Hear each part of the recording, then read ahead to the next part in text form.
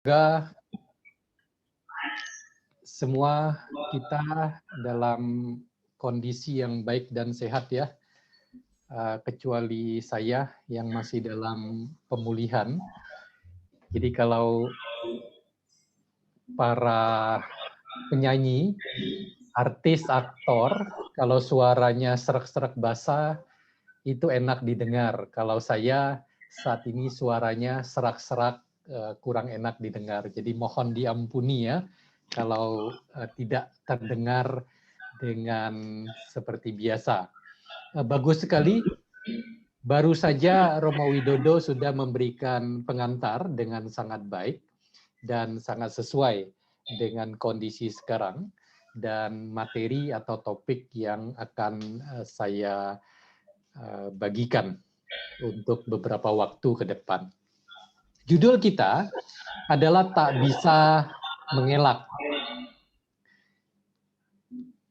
Pertanyaannya adalah, pertanyaan bagi kita semua adalah, apa tuh yang tidak bisa dielak dalam kehidupan ini? Jawabannya adalah karma atau kama. Kama dalam bahasa Pali dan karma dalam bahasa Sanskerta itu secara arti kata adalah perbuatan. Sehingga hukum karma itu artinya adalah hukum perbuatan. Nah, kita harus pahami hukum karma atau karma ini bukan lagi dominasi dari agama Buddha atau umat Buddha. Tetapi kita tahu seperti dari agama Hindu pun mereka mengenal konsep karma meskipun tidak persis sama dengan konsep karma dalam ajaran Buddha. Dan bahkan di luar agama Buddha maupun Hindu, umat-umat lain, teman-teman kita di kehidupan sehari-hari banyak yang percaya dengan hukum karma. Karena itu tidak heran ya, kata karma ini menjadi populer. Salah satunya karena ada yang indigo, kemudian acara televisi, dan menggunakan kata karma. Tetapi cukup banyak penggunaan kata karma yang salah. Misalnya ada seseorang dalam kehidupan sehari-hari mengalami sesuatu yang buruk atau yang jelek. Kemudian orang mengatakan itulah karmamu. Nah, dengan kita tahu karma bahasa Sanskerta dan kama bahasa Pali itu artinya perbuatan, maka kalau seseorang mengalami hal buruk atau yang jelek, itu bukan karmanya dia, tetapi itu buah karmanya. Buah atau akibat dari karma perbuatan yang pernah dia lakukan sebelumnya. Tentu kalau dia menerima yang buruk, jelek sekarang, dia pernah melakukan sebelumnya hal yang buruk atau yang jelek. Nah, teman-teman sekalian, teori karma ini sudah lama dimulai.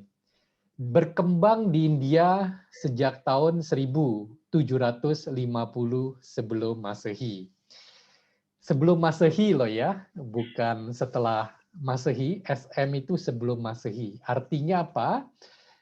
Kalau tahun sekarang tahun 2021 itu adalah tahun Masehi. Nah, kita tarik mundur nih 2021 ke tahun 0. Kemudian tarik lagi mundur sebanyak 1750 sebelum Masehi. Artinya boleh dikata tahun negatif, tahun minus. Jadi sejak sekarang 2021 1750 sebelum Masehi artinya hampir 4000 tahun yang lalu teori tentang karma itu sudah dikenal di India kuno.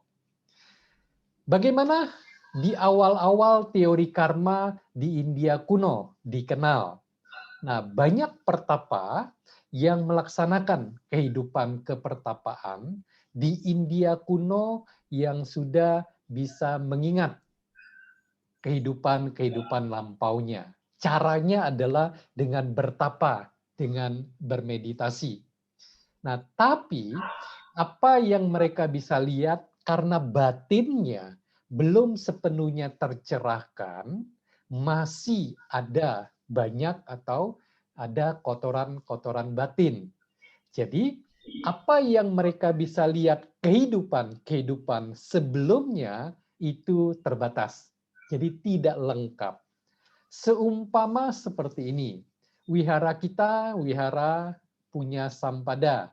Nah, misalnya nih, ada orang yang memotret.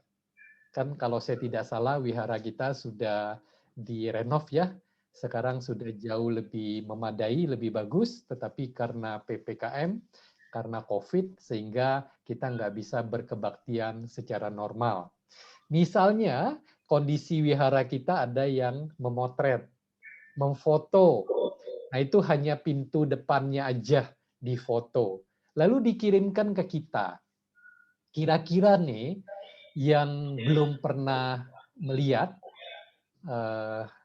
pintu dari wihara punya sampada, atau mungkin pernah lihat, tapi kalau dikasih lihat kemudian foto pintunya aja, kira-kira bisa ngeh nggak? Bisa tahu nggak bahwa itu gambar wihara punya sampada? Atau teman-teman sekalian, misalnya ada satu rumah nih, hanya gentengnya aja atasnya yang difoto. Terus ditanya ke kita, kira-kira kita bisa tahu persis nggak itu rumah siapa? Atau itu bangunan apa? Lokasinya di mana? Kan sulit.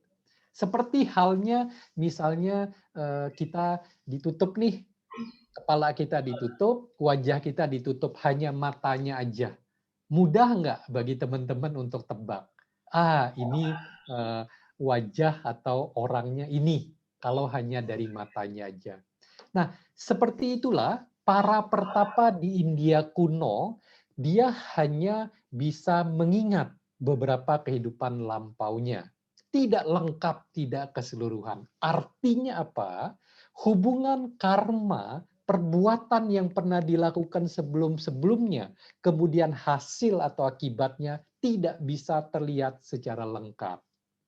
Kebetulan apa yang mereka lihat adalah, oh, kehidupan saya sekarang ini cukup baik, cukup oke.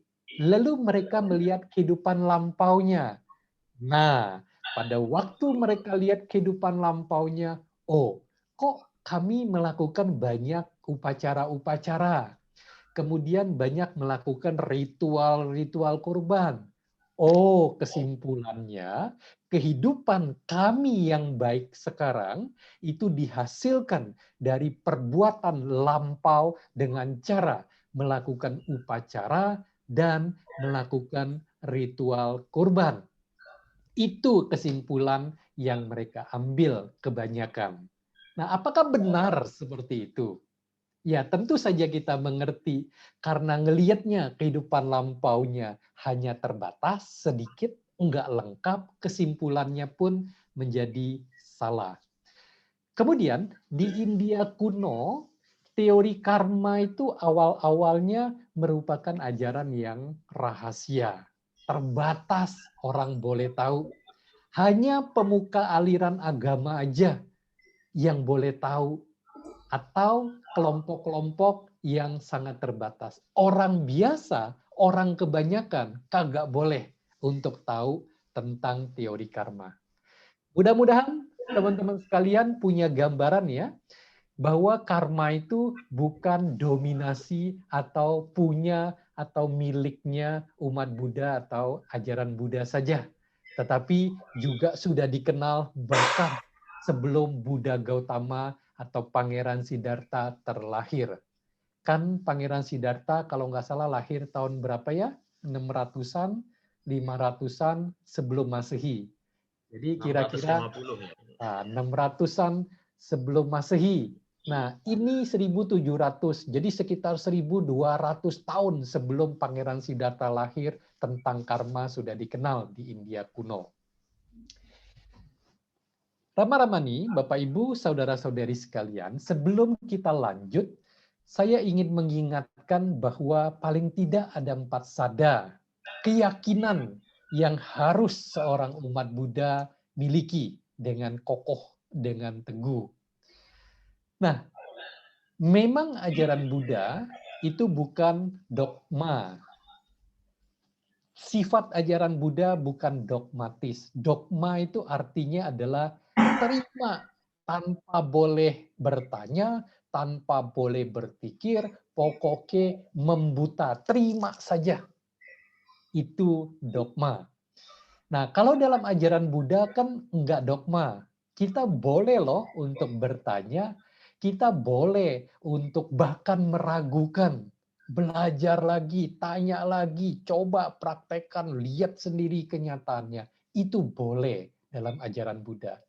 Jadi tidak dikenal adanya dogma.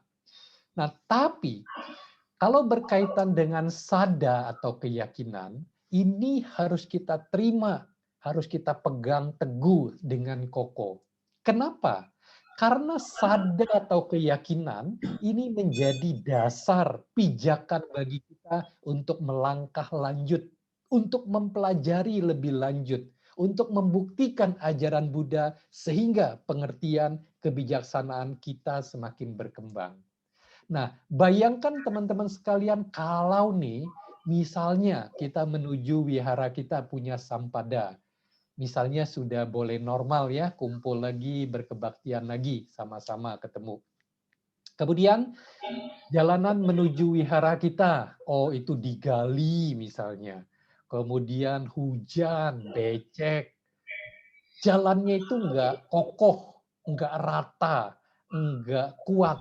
Kira-kira kita jalannya gimana? Bisa oleng-oleng kan? Bisa hindar sana, hindar sini, bisa nyemplung ke dalam genangan yang ada, bisa terjatuh, terpeleset, dan seterusnya. Jadi sada atau keyakinan berfungsi sebagai fondasi, sebagai jalan pijakan kita. Karena itu meskipun ajaran Buddha tidak mengenal dogma yang harus diterima membuta, tetapi berkaitan dengan sada atau keyakinan, kita harus terima, kita pegang teguh, pegang secara kokoh. Paling tidak ada 4. Yang pertama, yakinlah terhadap hukum karma. Yang kedua, yakin terhadap akibat dari karma atau perbuatan. Selagi kita nih masih dalam arus atau lingkaran samsara, kita belum mencapai tingkat yang memungkinkan bagi kita keluar dari lingkaran samsara, maka perbuatan kita masih akan menghasilkan buah atau akibat. Kemudian yang ketiga, keyakinan sadar bahwa setiap makhluk diri kita tanpa kecuali punya karma atau perbuatan masing-masing dan bertanggung jawab atas akibat dari perbuatan tersebut. Nah, bayangkan teman-teman sekalian, ternyata 4 sada, 3-nya itu semuanya berkaitan dengan hukum karma. Jadi, kalau sebagai umat Buddha, kita masih ada keraguan, ketidakyakinan, ketidakpercayaan terhadap hukum karma, maka keropos dasar fondasi atau pijakan kita. Termasuk saat ini, kondisi COVID banyak sekali yang kena. Baik kena COVID-nya langsung, maupun terkena dampak secara tidak langsung terhadap pekerjaan, terhadap usaha, terhadap kehidupan, dan lain sebagainya. Saya pun saat ini masih berjuang, masih isolasi, harusnya sudah selesai, tetapi pengaruh dari obat, jadi kelihatannya lambung atau mah saya kena, jadi masih harus berjuang, masih belum sepenuhnya fit.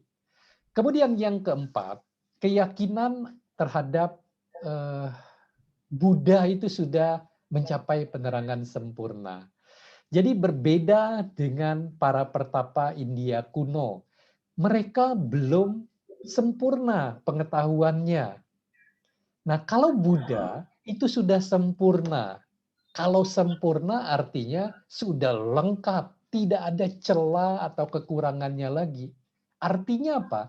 Ajaran yang diberikan, diajarkan oleh Guru Agung Buddha, itu tidak ada cacat celah atau kesalahannya lagi.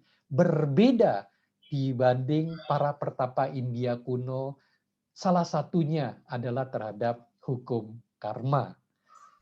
Kemudian, teman-teman sekalian, kita harus memahami bahwa di dalam alam semesta ini, kita ini adalah anggota alam semesta sebagai manusia. Nah, di alam ini ada loh hukum-hukum yang berlaku. Totalnya ada 5. Yang pertama, hukum yang berkaitan dengan musim, angin, cuaca, iklim, dan lain sebagainya.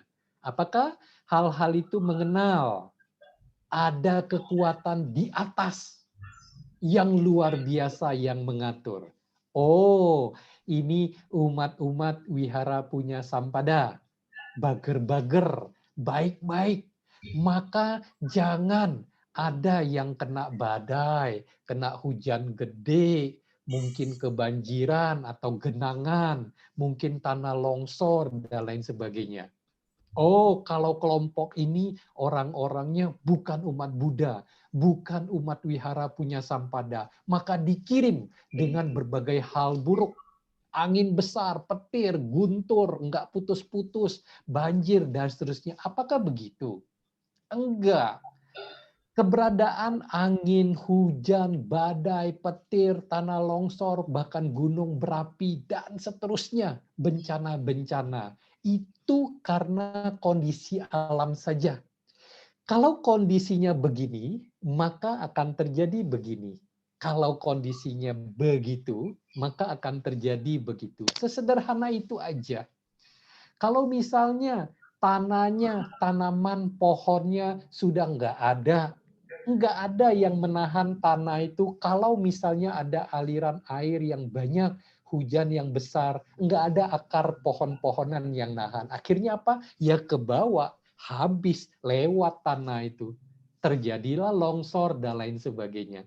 Banjir, kalau misalnya serapan tanahnya nggak bisa nyerap lagi air karena semua beton misalnya.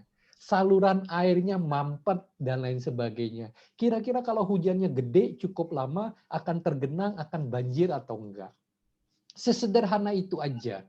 Jadi hukum alam tidak perlu ada yang mengatur, yang bagi-bagi, yang ngatur tentang hukum-hukum ini.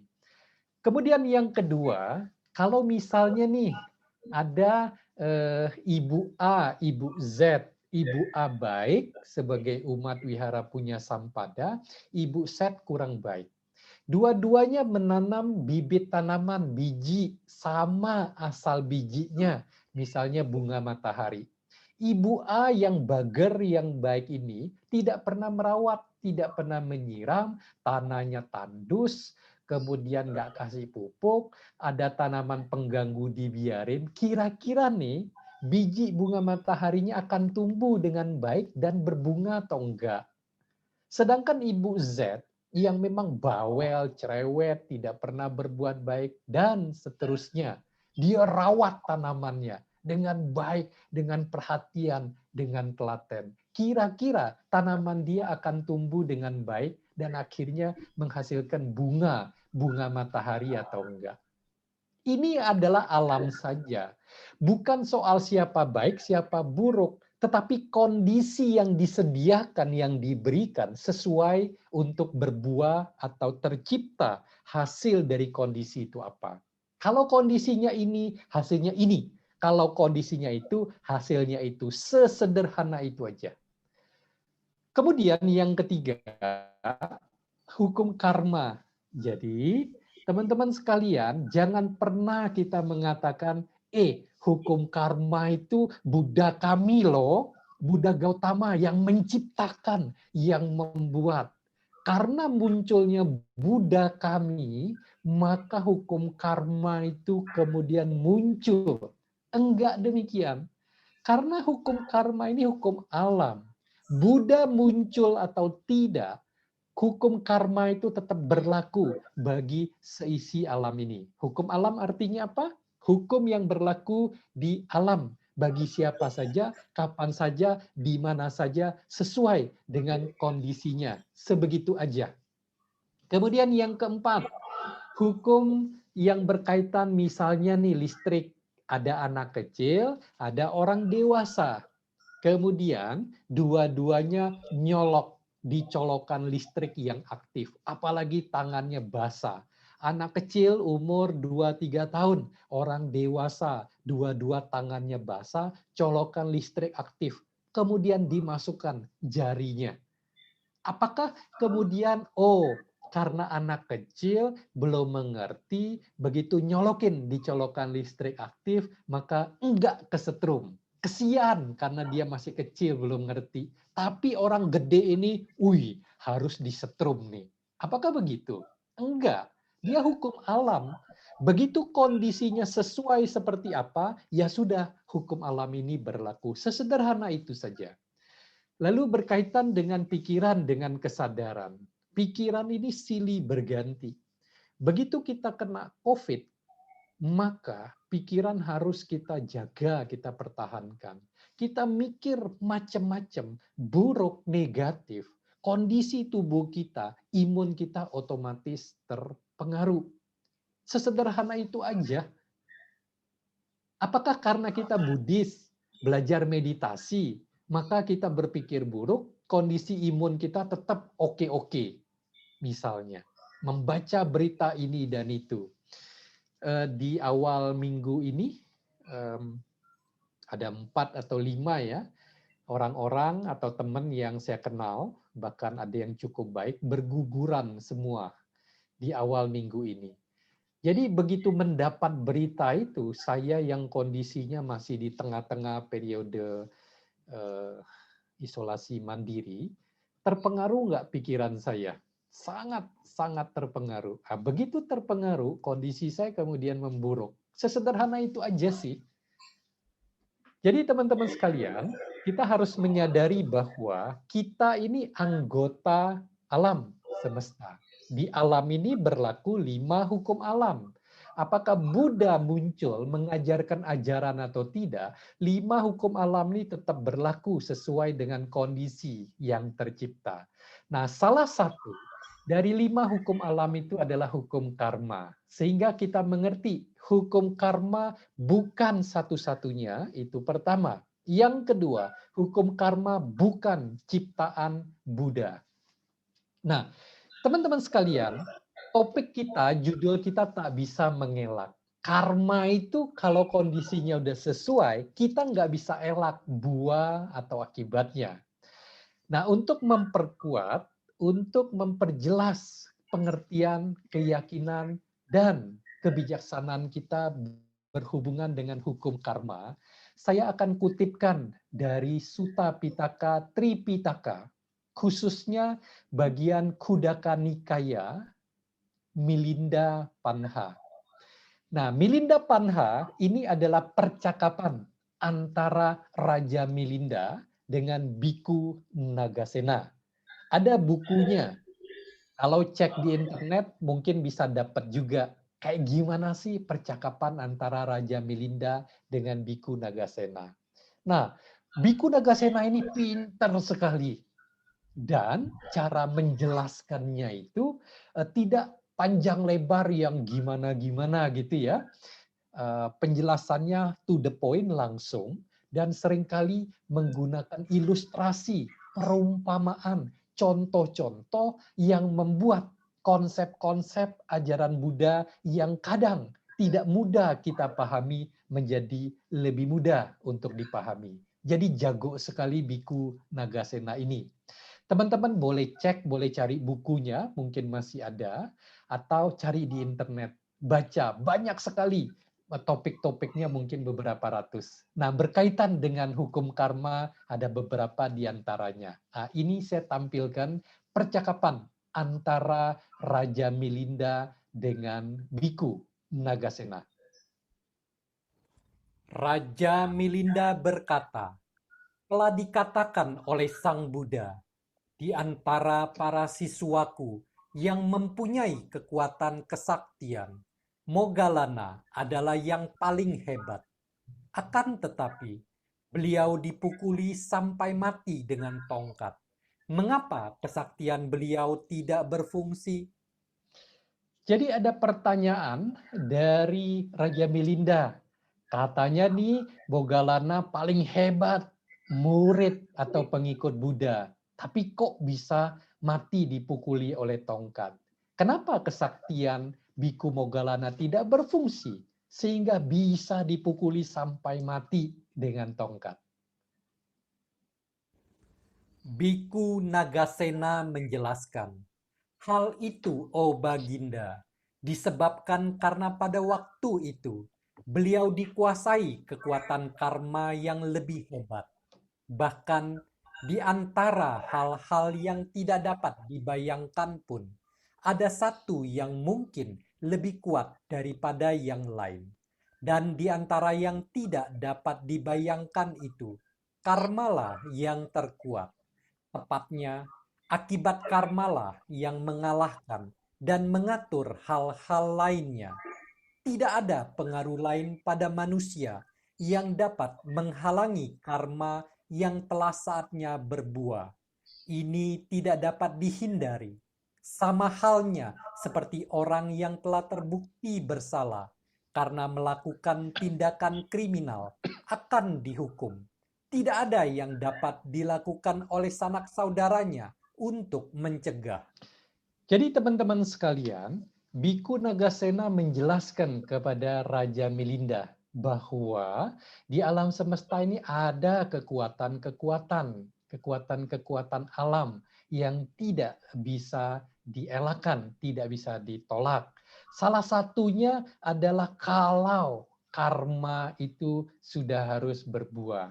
Nah, ada perbuatan lampau dari Biku Moggallana yang sudah waktunya harus diterima, kondisinya sesuai oleh beliau.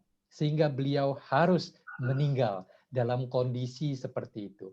Karena itu teman-teman sekalian, dalam kehidupan ini, apa yang terjadi kepada diri kita, semua orang tanpa kecuali, meskipun kita tidak tahu, kita tidak ingat kapan ya saya melakukan perbuatan buruk, di mana, bagaimana, sehingga sekarang saya harus mengalami hal buruk seperti ini. Tidak ingat, bukan berarti tidak melakukan, karena kemampuan ingatan kita terbatas. Jadi terimalah apapun yang terjadi pada diri kita, yang baik maupun yang buruk, itu tidak lepas dari karma atau perbuatan kita, entah kapan, entah di mana, entah bagaimana, kebanyakan dari kita tidak tahu persis. Kemudian teman-teman sekalian, dalam Parita Abhinha Pacawekana sering kita bacakan yang artinya perenungan kerap kali. Kalau kita sering merenungkan parita ini, maka kehidupan kita yang kita jalani terutama pada waktu-waktu sulit, masalah, persoalan datang silih berganti, kita akan bisa menghadapi dengan jauh lebih mudah. Kalau parita ini sering kita bacakan, sering kita renungi, dan kita mengerti. Kutipan dari Parita Abhinha Pacawekana atau perenungan kerap kali itu adalah aku, saya, teman-teman masing-masing adalah pemilik pewaris lahir berhubungan terlindung oleh karma masing-masing. Apapun karma yang kita perbuat masing-masing, yang baik ataupun yang buruk, itulah yang akan kita terima buah atau akibatnya sesuai waktunya. Teman-teman sekalian, berdasarkan perbedaan fungsi, jadi teori karma itu banyak dilihat dari aspek ini, ditinjau dari begini, begitu. Hukum karma, teorinya itu banyak. Kesempatan ini judul kita tak bisa mengelak berkaitan dengan hukum karma. Dengan waktu yang terbatas, tentu saja hanya akan sedikit teori karma yang bisa saya sampaikan. Silakan untuk mengakses sumber-sumber berkaitan dengan hukum karma. Banyak sekali, banyak sekali. Cek saja di internet dari sumber-sumber yang kita dapat percaya. Belajar, maka kita akan mengetahui lebih banyak tentang hukum karma. Pertama, ada karma penghasil. Jadi, kehidupan kita sekarang atau kehidupan kita berikutnya ditentukan oleh karma penghasil. Artinya apa? Kehidupan kita berikutnya ada karma penghasil mungkin di kehidupan sekarang atau di kehidupan sebelumnya. Pokoknya karma penghasil yang kuat, yang besar, yang hebat. Bisa ada karma seperti itu dan dia menentukan kehidupan kita selanjutnya. Kadang-kadang karma penghasil ini adalah karma atau pikiran terakhir sebelum kita meninggal sekarang. Kalau pikiran kita kuat sekali, ada yang khusus, ada yang besar, pikiran kita bisa menentukan, bisa menghasilkan kehidupan selanjutnya akan seperti apa. Yang kedua, disebut karma-karma penyokong. Jadi ada karma-karma yang tidak sebesar karma penghasil, jadi dia menyokong, memperkuat karma penghasil. Cara kerjanya begini. Kalau karma penghasil, kehidupan berikutnya itu karma penghasilnya baik, maka karma penyokong, karma-karma penyokong ya, karena biasanya lebih dari satu, itu membuat karma penghasil yang baik ini semakin baik kehidupan berikutnya. Sebaliknya, kalau karma penghasil kita buruk, karma-karma penyokong akan menyokong karma penghasil buruk ini menjadi lebih buruk. Cara kerjanya seperti itu. Kemudian, dari karma-karma yang kita lakukan di kehidupan sekarang maupun sebelum-sebelumnya, ada kelompok karma-karma penghalang. Beda dengan karma penyokong. Kalau karma penghalang, cara kerjanya, kalau karma penghasilnya baik, karma penghalang mengurangi karma penghasil yang baik itu sehingga tidak terlalu baik. Kalau karma penghasilnya buruk, maka karma-karma penghalang menghalangi sehingga karma penghasil buruk itu tidak terlalu buruk.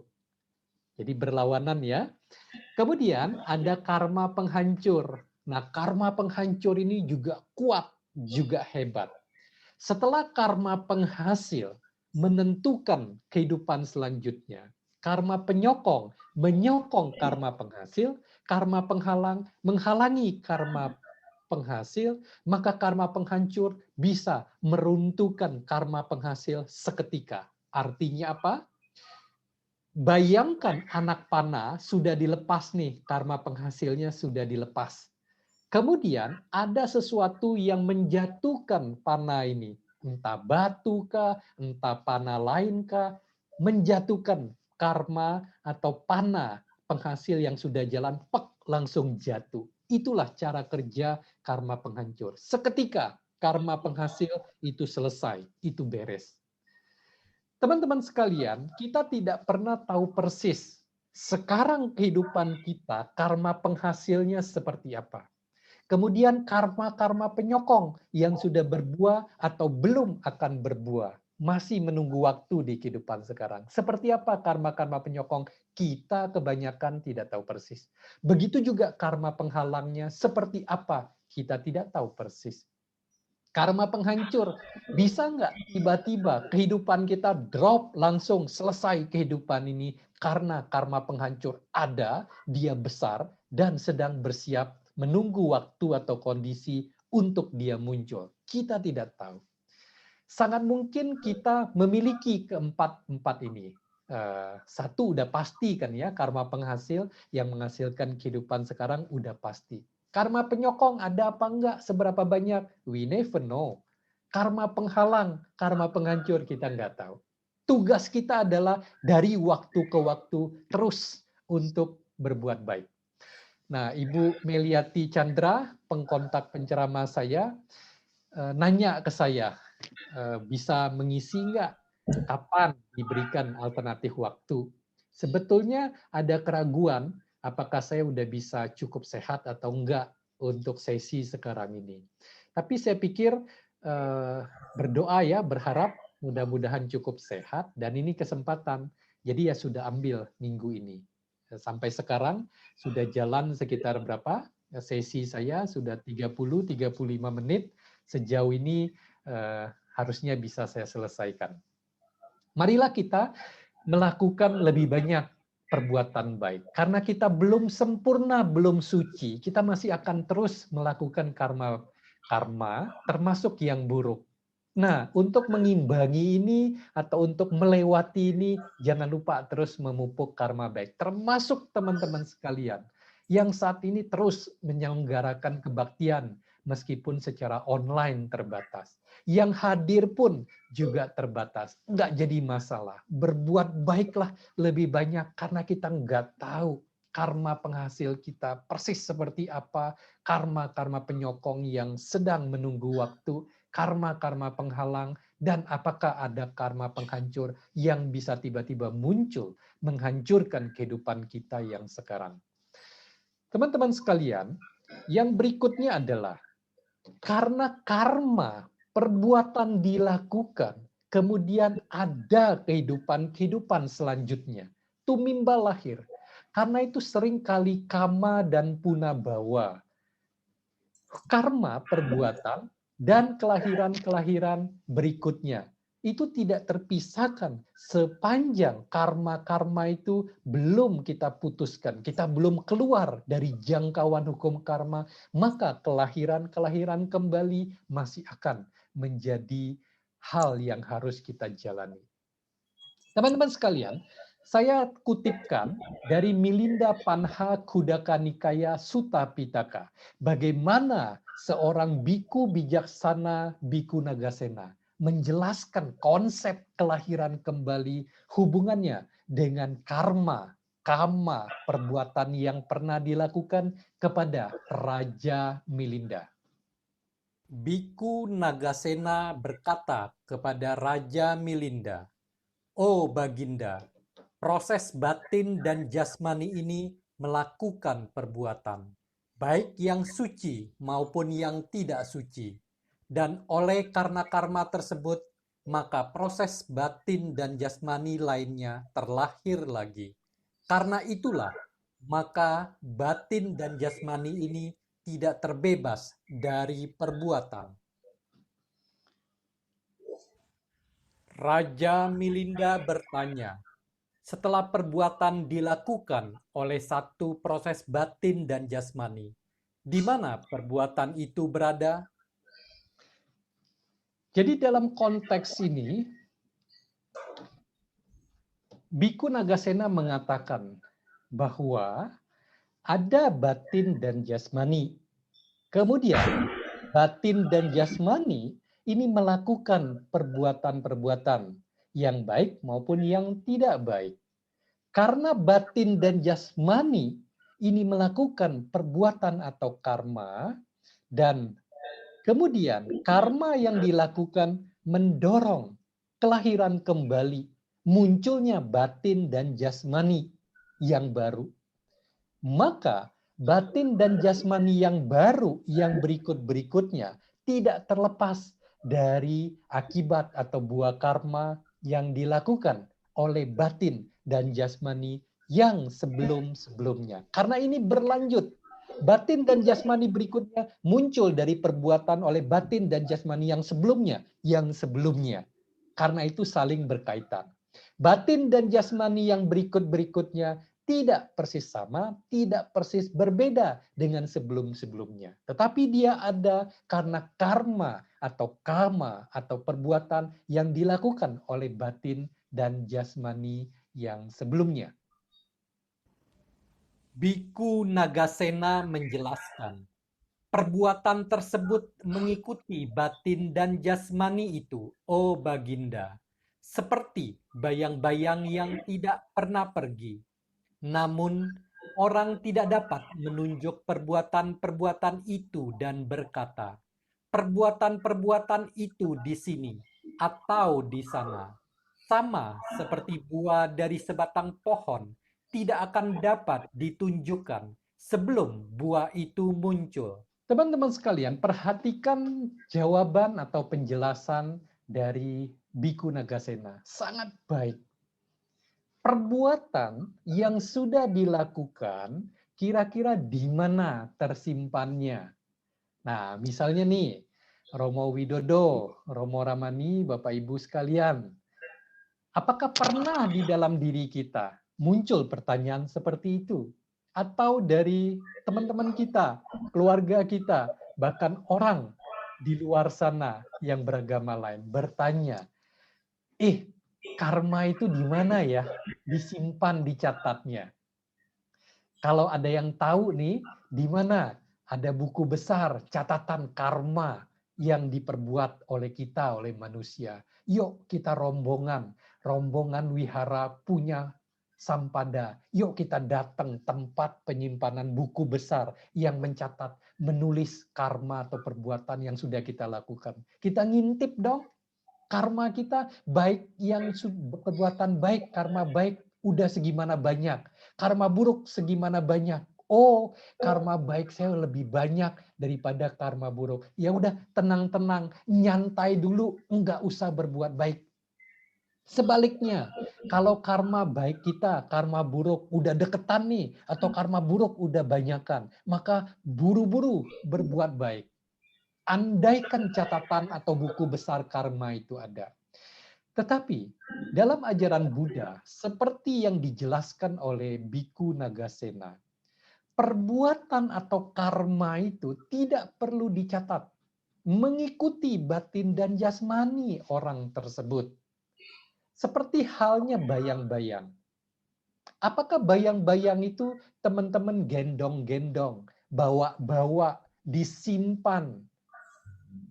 Bayang-bayang itu muncul kalau memang kondisinya ada sesuai, ada cahaya, kemudian sudutnya itu bukan tegak lurus kita, maka bayang-bayang itu muncul. Kita tidak pernah menggendong-gendong, membawa-bawa, atau mengantongi bayang-bayang kita. Demikian juga dengan karma. Tidak perlu dicatat, tidak perlu diingat, tidak perlu dibawa-bawa. Dia akan mengikuti kita persis pelakunya. Kemudian, seperti halnya kata Biku Nagasena kepada Raja Milinda, kayak buah dari pohon. Sebelum buah itu muncul, apakah bisa ditunjuk, dikasih tahu, buah itu sebelumnya sembunyi di sini nih, di ranting, di batang, di daun, di akar. Buah yang belum muncul itu bersembunyi atau tersimpan di sini, di situ. Apakah bisa seperti itu? Kemudian, misalnya nih, angin itu terasa karena kipas angin bertiup. Sebelum kipas angin itu dinyalakan, di mana angin itu bersembunyi? Bisakah kita katakan anginnya bersembunyi di belakang pintu, di atas sana, di bawah? Apakah bisa kita katakan angin itu disembunyikan, sedang bersembunyi sebelum dia muncul? Kemudian, misalnya kita menyalakan korek api manual ya, yang usianya sama dengan saya atau di atas angkatan saya masih menggunakan korek api kayu. Usianya yang generasi saya 20 plus ya. Pasti kenal lah korek api yang kayu itu. Kalau sekarang kan ada yang gas, ada yang elektrik dan lain sebagainya. Nah, sebelum kita ngejetrekin korek api kayu itu kita cetrekin gitu ya, dan apinya muncul, di mana api itu disimpan? Apakah dia tersimpan khusus di tempat tertentu bersembunyi? Enggak. Karena kondisi kita gesekkan kayu itu, ada mungkin apa seperti bubuk mesiu, kemudian di sininya juga ada itunya ya, yang warna gelap coklat atau hitam itu, dan harus digesek pas, baru api itu muncul dari korek api. Begitu juga dengan karma dan buah karma. Kalau kondisinya sesuai, waktunya tepat, dia akan muncul. Dia tidak disembunyikan di mana-mana. Karma dan buah karmanya tidak disembunyikan. Dia akan ikut kita terus. Begitu kondisi, waktunya sesuai, maka dia akan muncul buah atau akibat dari perbuatan atau karma yang pernah kita lakukan. Teman-teman sekalian, ada 4 hal yang mempengaruhi buah karma yang kita terima dalam kehidupan sekarang ini. Yang pertama, itu adalah kelahiran. Kita lahirnya di keluarga seperti apa?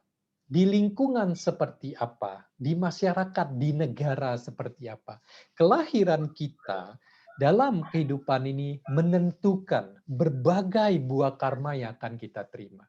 Kalau kita lahir di keluarga yang buruk, di lingkungan yang relatif buruk, lingkungan kecil maupun lingkungan besar, maka buah karma yang kita terima dalam kehidupan ini kemungkinan besar akan lebih banyak didominasi dengan buah karma buruk. Yang kedua, penampakan. Penampakan jangan khawatir ya, bukan wih ada penampakan nih. Enggak. Penampakan ini artinya penampilan fisik lahiriah kita. Tergantung penampilan atau penampakan yang kita dalam kehidupan ini, tentu saja penampilan-penampakan kita itu ditentukan oleh karma-karma yang lampau, yang sebelum-sebelumnya kita lakukan. Nah, penampilan-penampakan kita itu menentukan buah karma kita dalam kehidupan ini akan lebih banyak seperti apa.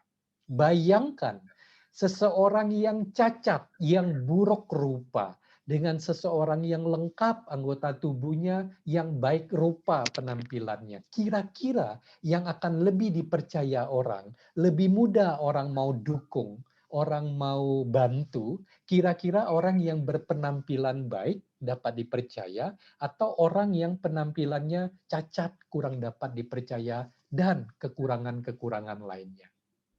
Nah, jadi teman-teman sekalian, penampilan, penampakan fisik kita dalam kehidupan ini faktor kedua yang menentukan buah-buah karma kita dalam kehidupan ini. Yang ketiga, kondisi atau waktu. Sekarang sudah COVID. Indonesia mulai Maret 2020, Maret, April, Mei, Juni, Juli sudah hampir pertengahan. Jadi sudah hampir 17 bulan sejak Maret 2020 COVID pertama kali diumumkan di Indonesia. COVID ini, pandemi ini sudah global. Boleh dikata seluruh dunia kena. Kita hidup, kita besar, kita beraktivitas di masa pandemi COVID ini. Kita kena dampaknya, mempengaruhi buah karma yang kita terima dalam kehidupan ini. Kalau mereka yang pernah hidup di zaman Perang Dunia Pertama, Kedua, bom, wow, peluru, banyak orang meninggal, kelaparan, hidup sangat sulit. Mereka yang lahir di zaman itu, ya kena sesuai waktu atau kondisinya. Kita sekarang kena COVID, berapa lama kita nggak tahu. Nah, teman-teman sekalian, tentu di antara kita kemudian berpikir, alah, kelahiran sudah tidak bisa saya tolak, sudah terjadi, lingkungan saya juga sudah. Penampakan penampilan saya sudah terbentuk.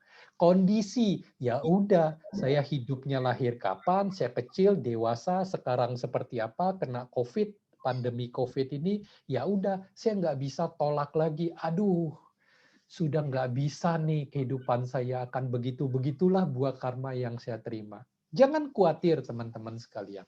Yang keempat, yang menentukan terbesar, terutama, paling dominan, buah karma kita dalam kehidupan ini apa? Itu adalah usaha atau upaya kita.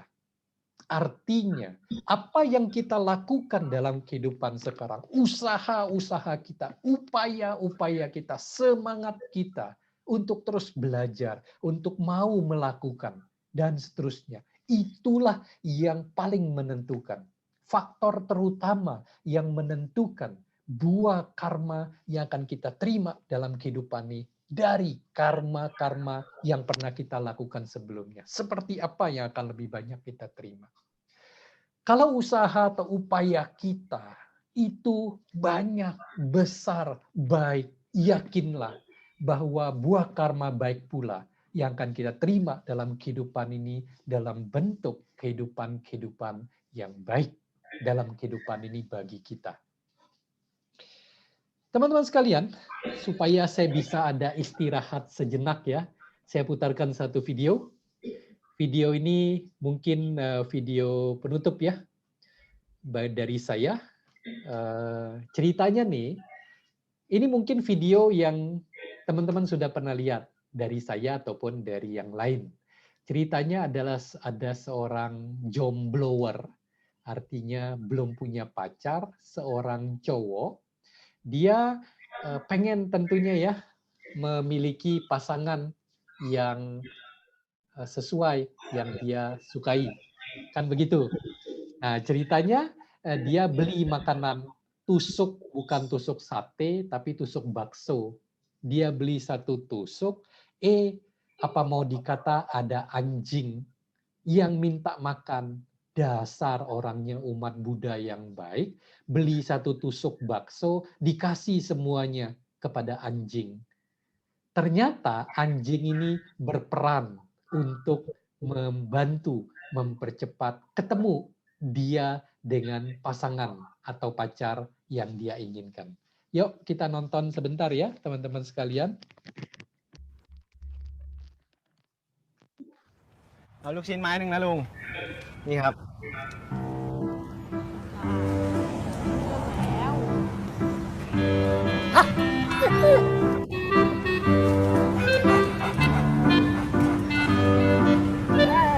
เล่นท่อน ครับ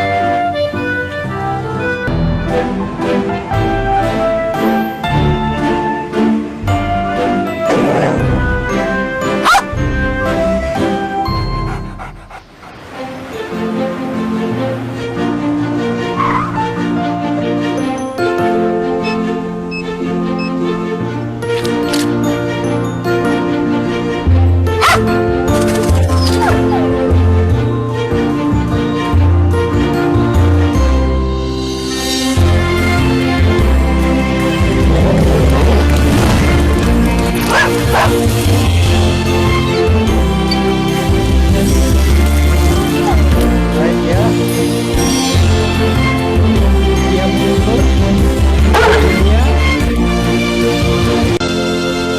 malam hari dia ke mobil, kemudian ditarik atau digigit tasnya, ternyata dia dibawa kemana? Dipertemukan dengan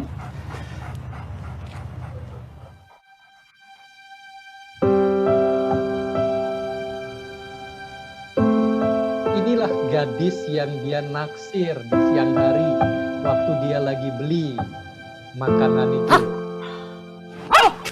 มีอะไรช่วยไหมครับ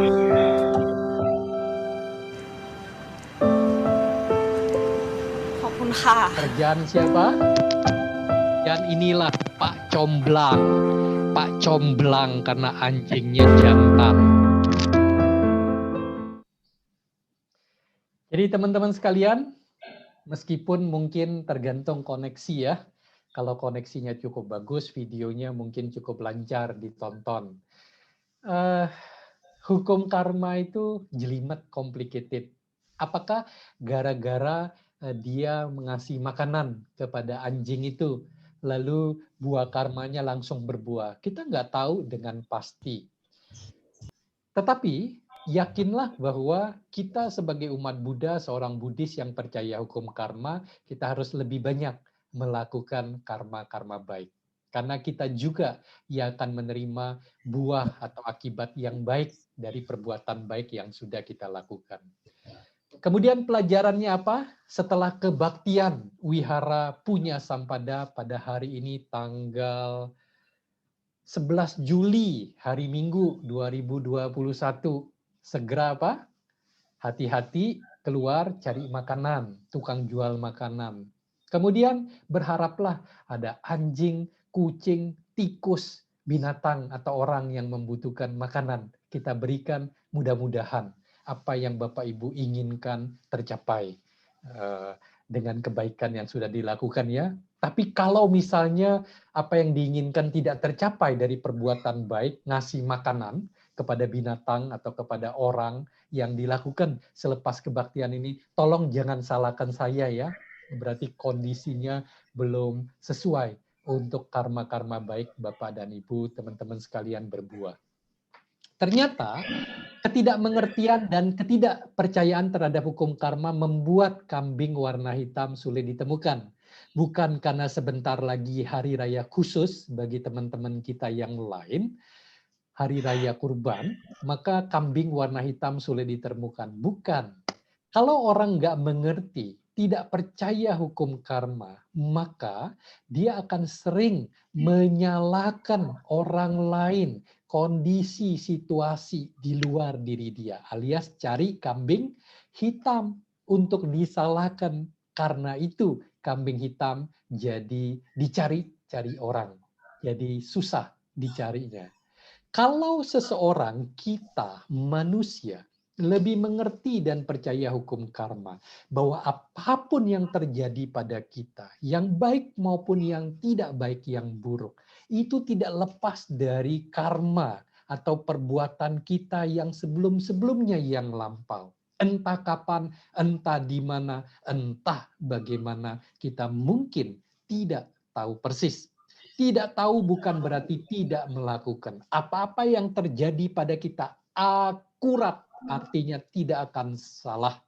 Terima saja, jalani, perbanyak perbuatan baik dari sekarang dan ke depannya. Ini tidak saya putarkan ya, nah, ini akuratlah. Atau mau saya putarkan? Yuk Romo Widodo, mau diputarkan apa enggak video penghibur Terus, ini? Tergantung dengan Romo nanti ada Widodo. sesi tanya jawab, ada waktu bisa Romo Oke, tidak kalau itu kelelahan, kita lewati berarti ini mungkin ya. 2-3 pertanyaan. Baik, kita lewati video ini. Kesimpulannya atau rangkumannya, hukum karma, hukum perbuatan. Karena karma atau kama artinya perbuatan. Kemudian hukum karma salah satu dari 5 hukum alam. Total ada 5 hukum alam. Hukum alam artinya hukum yang melingkupi alam semesta ini, yang berlaku sesuai dengan sikonnya, situasi dan kondisi yang sesuai. Kemudian ada 4 perbedaan karma, yaitu penghasil terhadap satu kehidupan, kemudian penyokong terhadap karma penghasil itu, lalu ada karma-karma penghalang yang berlawanan arah dengan karma penghasil, lalu mungkin saja ada karma penghancur yang bisa menghancurkan karma penghasil seketika. Lalu ada 4 hal yang mempengaruhi buah karma yang kita terima dalam kehidupan sekarang, yaitu kelahiran kita, kemudian penampakan atau penampilan fisik lahiriah kita, kemudian waktu atau kondisi secara umum, secara global, dan yang paling penting adalah usaha atau upaya. Kemudian yakinlah, teman-teman sekalian, bahwa hukum karma sangat amat akurat. Kalau hukum manusia bisa keliru, bisa salah, pengadilan, hakim, jaksa, pengacara bisa keliru, tetapi hukum karma tidak akan pernah keliru. Apa yang datang, yang harus kita terima, tidak akan salah. Itu adalah hak kita. Demikian, teman-teman, Bapak Ibu, Romo Ramani sekalian, apa yang bisa saya sampaikan. Kembali kepada MC atau pemimpin kebaktian, Romo Widodo atau yang lainnya. Silakan, terima kasih. Baik, terima kasih pada Romo Tony. Pemaparan yang sangat luar biasa, Romo Tony. Jadi perlu saya sampaikan kepada teman-teman yang baru bergabung bahwa Romo Tony kondisinya sehari ini baru taraf pemulihan. Jadi beliau terpapar COVID. Kebetulan pas pulang dari acara Sipadama ya, Romo Tony ya. Sipadama di Rio ya. Jadi barengan dengan umat kita Pak Sigit ya, Pak Sigit juga pulang dari Rio acara Sipadama, beliau juga hari ini masih sakit, masih terpapar COVID dalam rangka pemulihan juga. Beliau isolasi mandiri. Jadi pertanyaan ini saya batasin karena kasihan kondisi Romo Tony kalau terlalu banyak. Jadi saya buka pertanyaan melalui chat dan nanti boleh satu orang untuk tunjuk tangan ya. Jadi pertanyaan pertama dari Pak Daniel ini. Jadi pertanyaan pertama adalah Hoti-hoti Romo Tony, pada Parita Brahma Wihara ada kalimat setiap makhluk adalah pemilik perbuatan mereka sendiri, terwarisi oleh perbuatan mereka sendiri, dan seterusnya dan seterusnya. Kalau begitu, apakah ada dampaknya atau apakah ada hubungannya ketika kita mendoakan agar orang lain berbahagia? Orang umat Buddha biasa mengucapkan semoga semua makhluk hidup berbahagia. Demikian pertanyaan Romo Tony. Baik, Pak siapa Daniel tadi ya Romo ya. Ya, Eh, dari Ya, dua hal itu benar adanya, tidak bertentangan. Pertama, bahwa setiap makhluk berhubungan, berkaitan, mewarisi karma atau perbuatannya sendiri. Itu jelas, tak terbantahkan. Kemudian apa gunanya kebaikan yang kita lakukan? Entah mendoakan, entah memancarkan meta, atau mendoakan, atau kita membacakan parita kepada yang sakit, atau kepada yang meninggal, begitu ya. Nah, tentu ada hubungannya dengan karma juga. Apa yang kita lakukan memberikan dukungan, menyediakan kondisi yang sesuai. Tapi yang berbuah tetap karma baiknya yang bersangkutan. Contoh misalnya, ada seseorang yang sakit nih. Karena dia sakit, kemudian yang masuk adalah berita-berita yang tidak positif, yang menakutkan, mengerikan. Kira-kira kondisi pikirannya akan baik atau buruk? Tentu kemungkinan pikirannya akan buruk atau negatif. Kalau pikirannya buruk atau negatif, kita kenal ada namanya psikosomatis, penyakit-penyakit fisik yang disebabkan oleh pikiran. Nah, kalau pikirannya buruk, maka penyakit fisik itu jadi tambah hebat, atau yang belum muncul jadi muncul. Kan begitu. Nah, sekarang kita datang, kita tunjukkan perhatian. Kita mungkin bawa makanan atau buah, kita bacakan parita. Kira-kira yang bersangkutan, yang lagi sakit itu, kalau normal ini ya, pasti akan merasa seneng dong, akan merasa didukung begitu ya, ada perhatian. Manusia normal akan demikian. Begitu dia merasa senang, merasa gembira, merasa didukung, berarti kan pikiran-pikirannya positif. Kalau pikirannya positif, kira-kira nih lebih mungkin kondisi tubuhnya, imunnya meningkat, daya tahannya meningkat, lawan terhadap penyakit yang sedang diderita menjadi kuat badannya dia. Dia sembuh lebih cepat. Kira-kira kan begitu ya, secara sederhana. Artinya apa? Tetap balik lagi ke diri dia sendiri.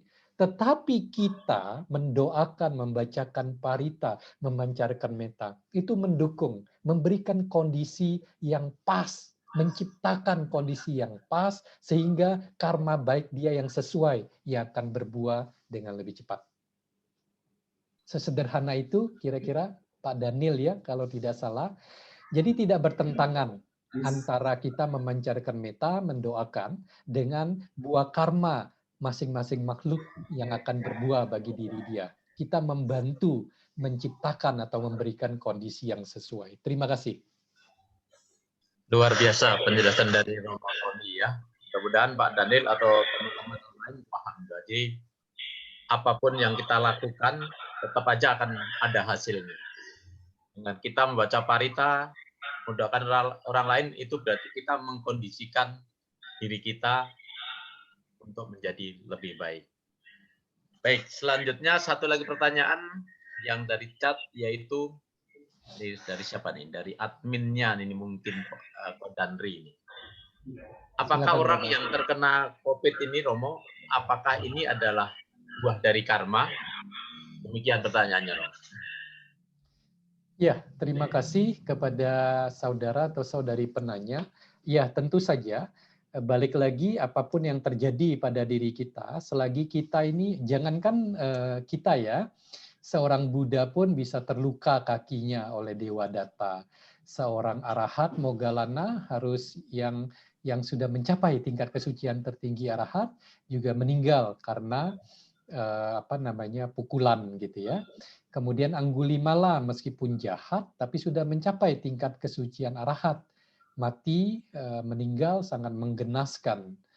Nah, jadi jangankan kita yang masih belum suci, belum mencapai tingkat kesucian, beliau-beliau yang sudah suci pun masih tersisa karma yang masih harus diterima. Tetapi beliau-beliau sudah tidak lagi menciptakan karma yang baru.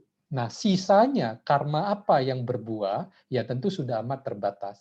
Sisanya yang belum berbuah, itulah ahosi kama. Kama yang sudah tidak punya pijakan lagi untuk berbuah. karena udah selesai. Nah, jadi termasuk COVID ini, saya maupun yang lain-lain yang kena, baik yang menantang ataupun yang sudah jaga tetapi juga kena, yaitu nggak lepas dari karma kita sendiri.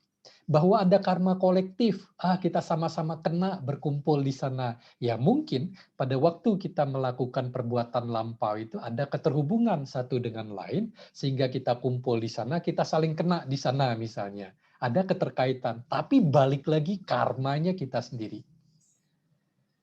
Demikian apa yang bisa saya jelaskan. Terima kasih, pertanyaannya sangat bagus, sangat relevan dengan kondisi sekarang.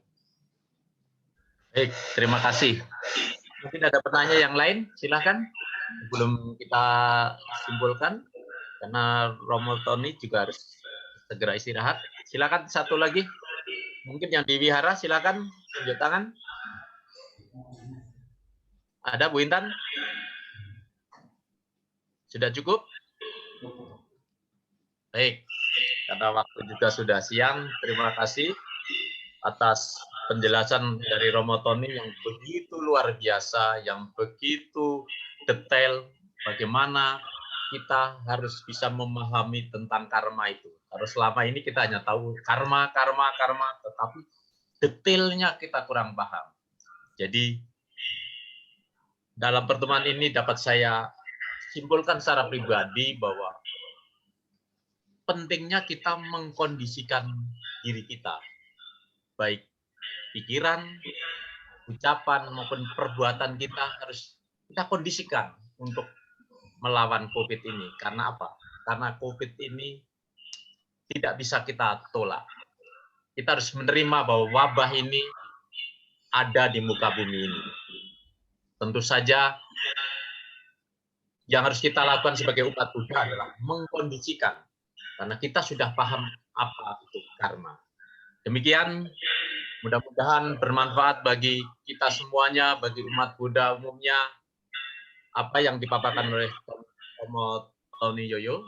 Terima kasih kepada Romo Tony atas penjelasannya, atas paparannya. Terima kasih. Selamat siang, Namo Buddhaya. Namo Buddhaya. Siapa